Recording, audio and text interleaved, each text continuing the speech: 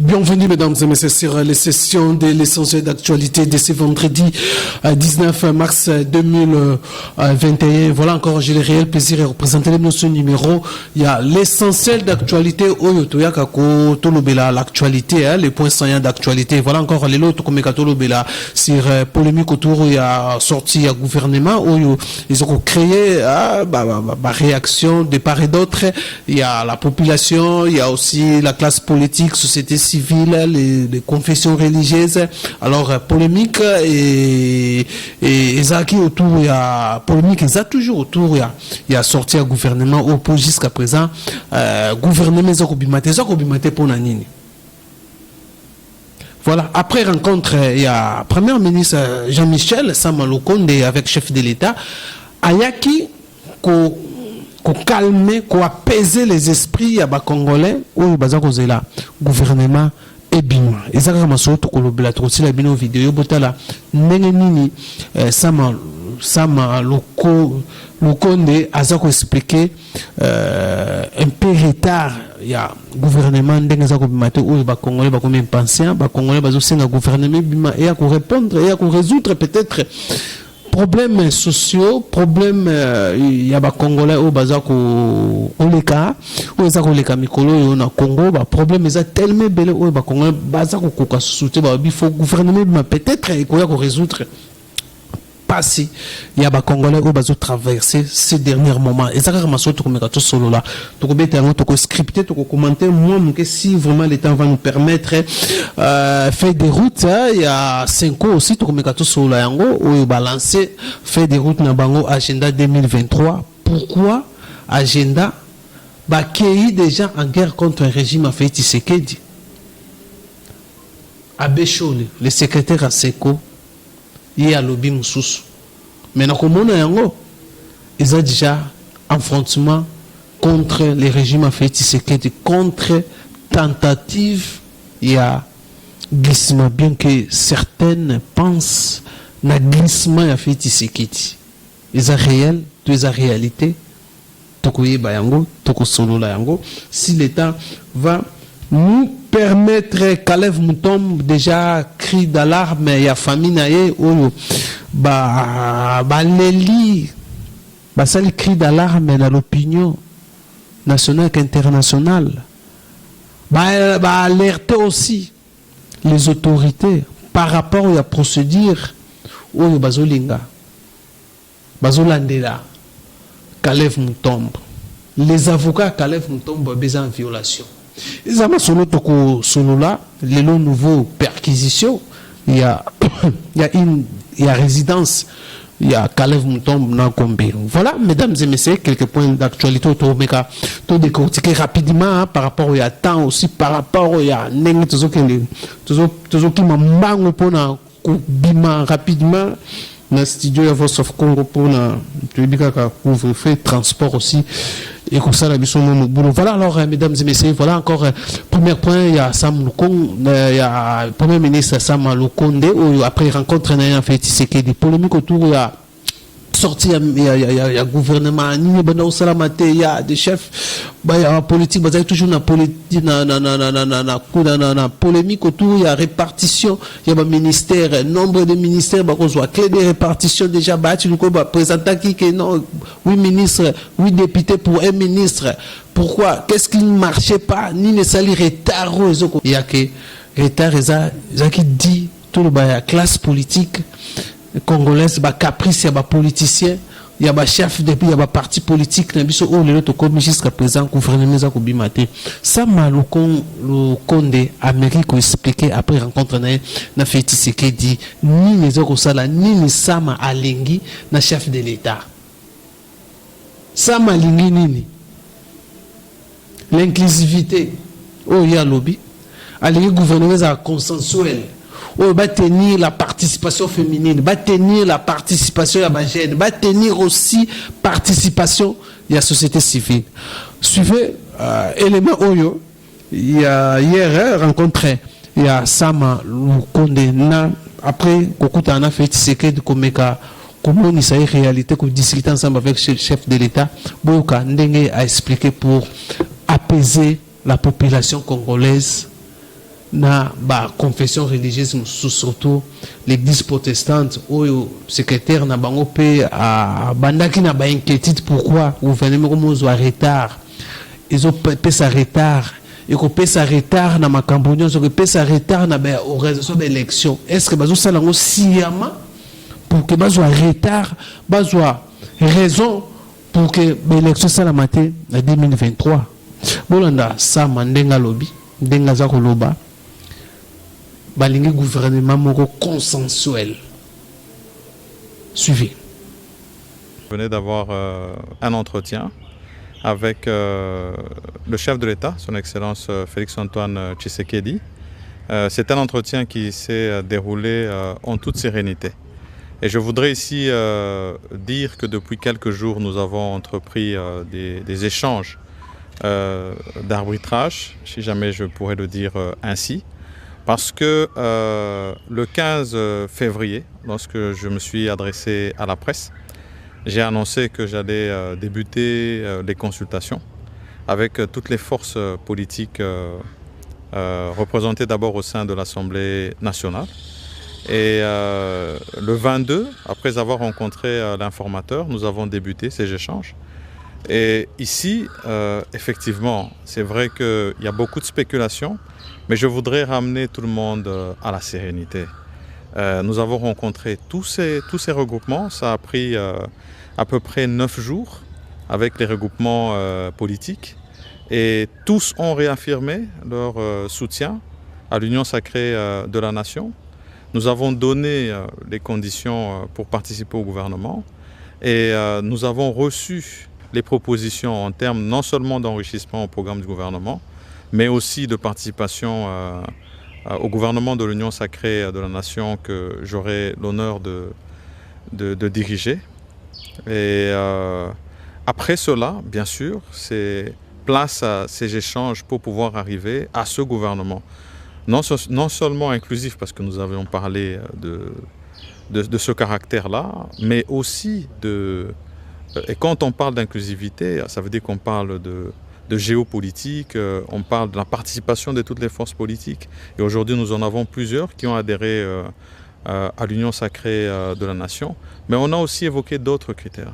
C'était de dire que nous aurons voulu voir participer la société civile. Nous voudrons aussi que nous puissions avoir un certain taux en termes de participation féminine et de la jeunesse. Et donc, quand vous prenez tous ces éléments mis ensemble, vous comprenez que cela demande qu'on puisse faire un travail méticuleux. C'est vrai que nous comprenons l'urgence de la sortie du gouvernement, mais il ne faudrait pas confondre urgence et précipitation.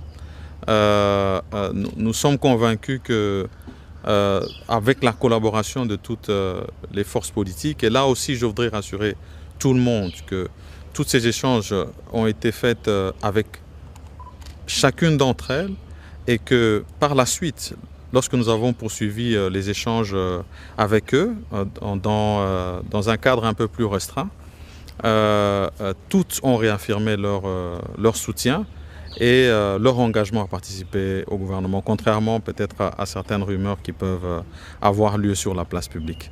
Donc ici, place à la sérénité, place au travail, sans précipitation, pour arriver à un gouvernement consensuel en tenant compte de tous les éléments que j'ai donnés. Là-dessus, d'abord, j'avais annoncé que nous devrions être présents au niveau du Parlement dès la rentrée parlementaire. La rentrée parlementaire s'est faite le 15 et nous savons qu'il y a encore des petits travaux qui se font dans l'élaboration du calendrier du Parlement.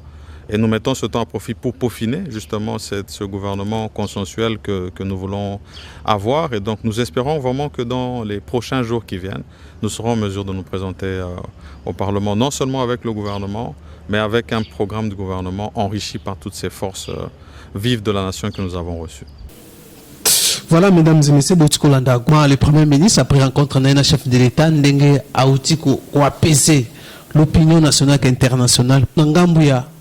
Il y a la confession religieuse déjà dans le secrétariat, il y a une réflexion, comment réformer la CENI, la proposition, comment bureau, il y a CENI, nouveau bureau à CENI, et composant ndenge nini ba réflexion kuna ngam na bon chez bandi na ba confession religieuse na secrétariat na ba bandi déjà ma réflexion. Voilà, mesdames et messieurs, ça c'était les premiers points pour l'année ministre Ndenga Lobby, après rencontre d'un chef de l'État pour apaiser aussi la population congolaise, pour calmer aussi les jeux par rapport surtout à la situation qui traverse ces derniers temps notre pays, situation socio-économique déjà difficile, prix dans le marché, augmentation, hausse des prix, toujours battre, qu'est-ce qui ne va pas, ministre de l'économie, Acacia.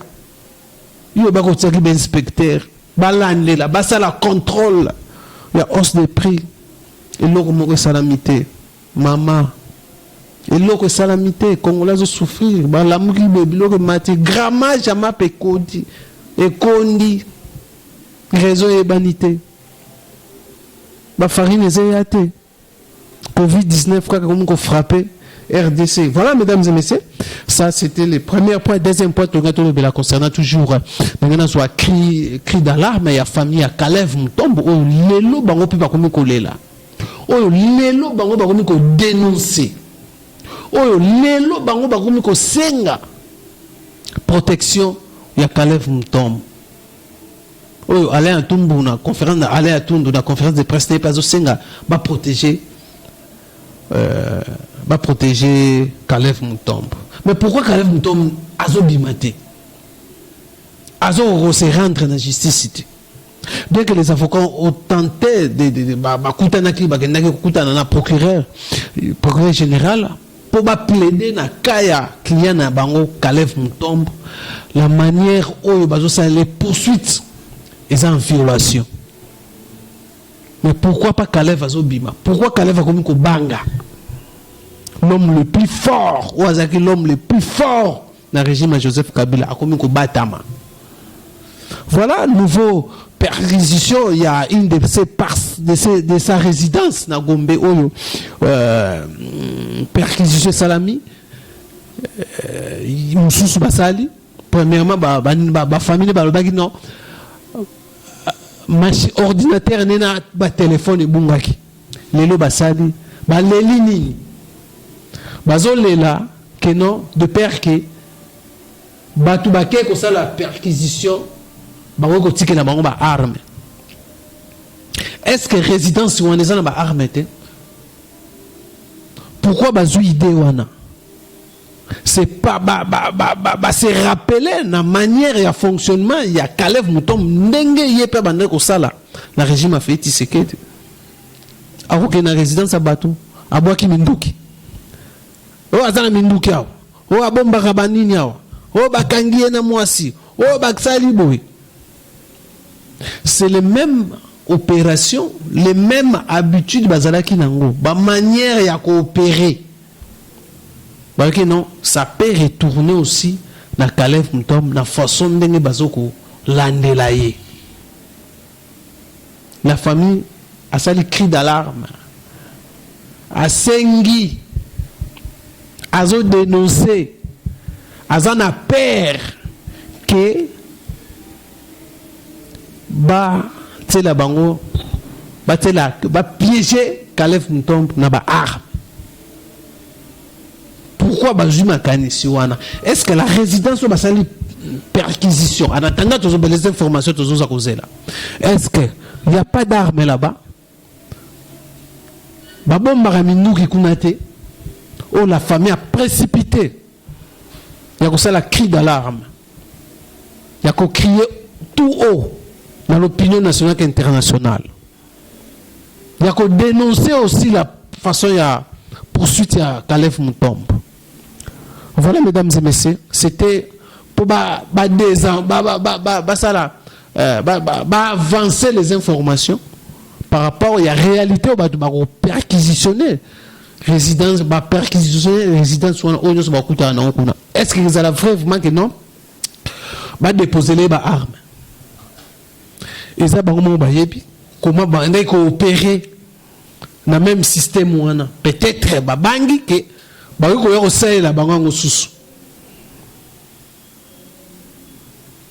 Kalev ne veut pas coopérer avec la justice. Kalev ne alingi na ko se rendre te na justice, alingi na ko s'apparaître te, il se cache. Abatami wapi, abatami pourquoi, donc azobanga prison à Makala, ou il se reproche de quelque chose ou ça la kabanga. Bien que ba démarche nyonso, ba avocat ne ba sali.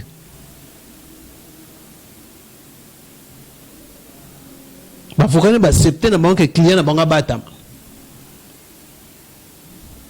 Oyo bana ne ba yi place azate. Famille ne peut pas y place à Zate. Kalev a zobanga nini. Pourquoi Kalev a peur?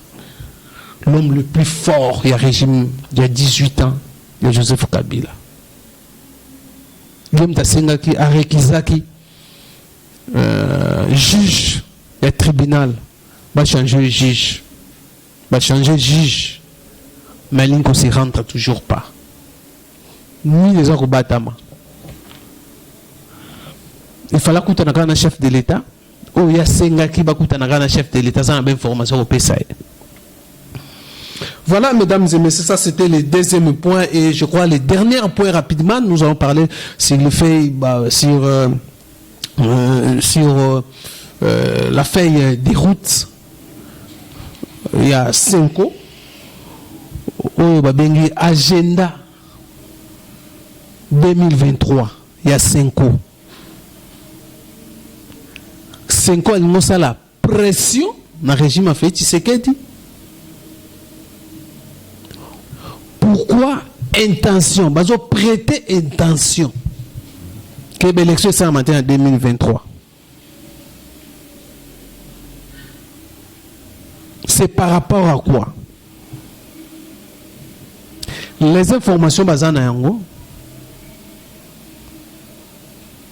Yango nem de tindi bango ba banda ba pression bien que bango bazo ba autrement mais normalement on beza ba pression ba lingba sa chef de l'État bazo ça na régime en fait c'est tout à fait normal baza mouvement moko ya pression société civile pour non ça la pression pour un problème aux opposés na problème na société na biso na politique ya moko na biso.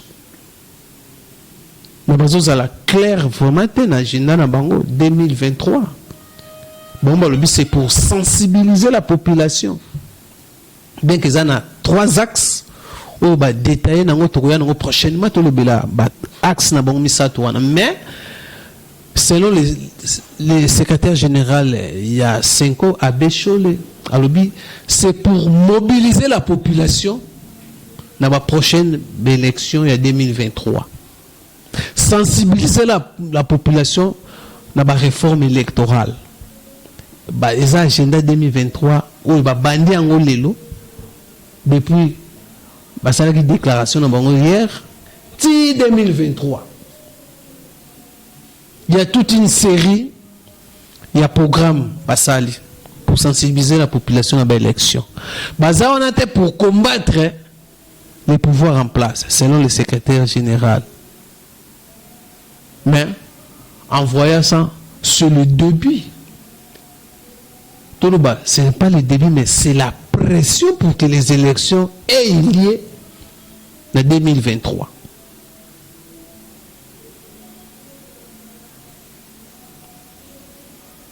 Va cacher l'autre côté. La pression tout à fait normale. Mais dire contre par rapport à non, c'est pour préparer la population. En quoi? La population en ligne.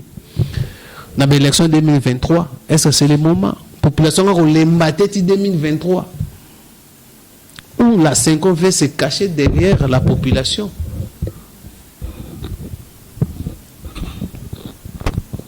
Où il y a agenda moussous caché wana. Prétention contre fait Tshisekedi à l'ingo organiser l'élection de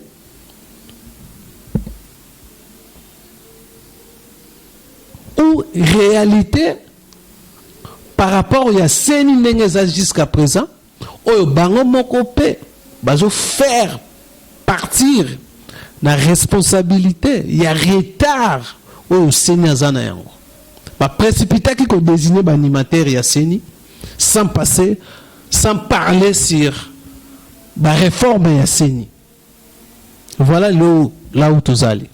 Donc, la 5 ans aussi, parmi les bateaux, ce que les élections salamité bango aussi, na partie à responsabilité, il y a des élections et ça la matin en 2023. Mais c'est là qu'on a pouvoir élection de Salama. Pour nous bango, on respecter les délais constitutionnels. Mais les élections et que Salama kaka, il y a solo pour qu'il n'y ait pas de contestation. Il faut tout commencer par les recensements et la population. Mais l'élection de Salama, le délai constitutionnel. Bon, croyons, toujours croire, IDPS est parti de respecter le texte, comme on a respecté mes béco. Nous croyons en fait, c'est qu'il va respecter, il va faire à respecter mes béco. Tout ça, c'est l'Assemblée nationale, ça la paix, calendrier, Mboso Akutani na Ambongo, Congolais Msou ba CPLT. Voilà, mesdames et messieurs, l'essentiel d'actualité pour tout le bilan concernant Wana. Mais question, quand il y a 5 ans, beaucoup, baza un peu frustré, baza mona 5 ans, ça plus politique, plus la pression sur, la pression des actes limitée dans la politique. Mais à ce qui concerne la question majeure de la population, on a tourné le dos. Question sociale, mathématique, grammage, il y a ma équité. C'est quoi qu'on a belangoté? Bazo kufa na est. Les militaires bazo zanga biloko ya kolia o bazo bunda na est. Pression au sa matin na IGF ba auditer état-major, commandant état-major général. Il paraît mbongo bibaka. Mais kuna na est basoda ba na iloroté. Basoda bazo beta matolo na ba villageois balukula bango eloko ya kolia yango zomona ba défection ba généraux les officiers misusu bazo kata ngambo ya rebelle